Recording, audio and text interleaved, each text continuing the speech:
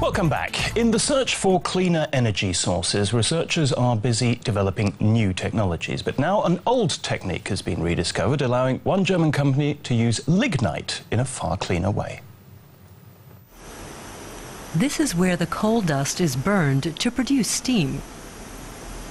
This small power plant provides the energy for an aluminum recycling works in the Bavarian town of Töging.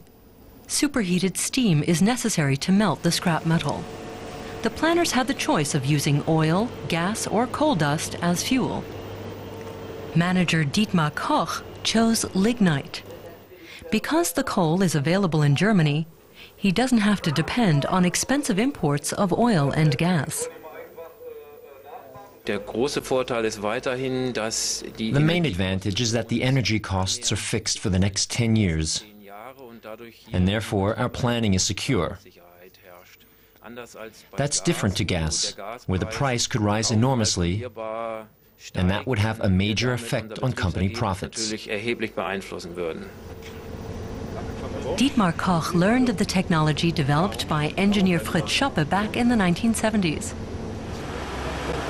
83-year-old Schoppe holds the global patents for this extraordinary technique.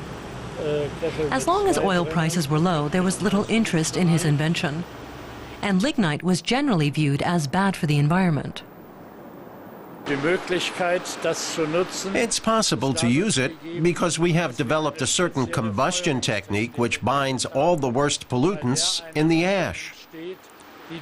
Depending on the investment we are prepared to make in the incinerator plant, we can burn lignite, which is supposed to be so dangerous, and do no more damage to the environment than with using light heating oil. The coal dust is fed through pipes and can be used like liquid fuels.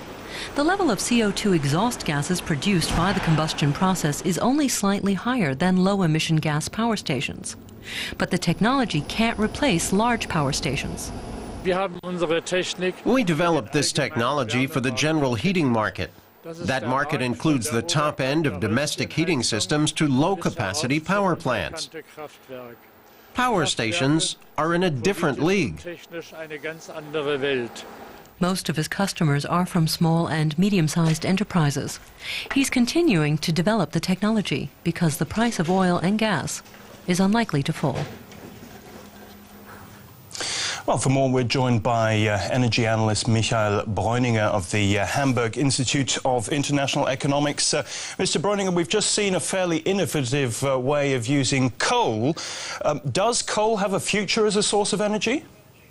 Yes, I think coal has a future, and coal will be necessary for some time, and at least for the next 20 years. We explored the potentials of renewable energies, and we see there's quite a large potential.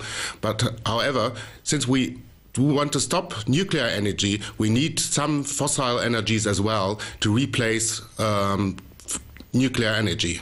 So that sounds as though environmental technology here in Germany is simply not coping with the demand yet. It's not developing fast enough. Is that right? Well, it is developing very fast, but not fast enough. There is a large potential, but it's not enough. One has to add that new coal power plants are much more efficient than the old ones, and they are also much better for the environment as well. But in the long term, it does make sense to focus in a more concentrated way on renewable energy sources. It does, and with a very long run, renewable energy will be the dominant, will take a dominant role. However, that will take quite a long while, and so for the next 20, 30 years, we definitely also need new plants with gas and coal. Now, Germany is, of course, a world leader in environmental technology. What about other countries? Where's the competition coming from? I think Germany is taking a lead here. They are the first, and we have quite good export chances for wind energy and also for solar energy plants. In particular, solar energy will not take an important role in Germany. However, we are able to export here our technology. Michael Bräuninger of the Hamburg Institute of International Economics, thank you very much for joining us. Thank you.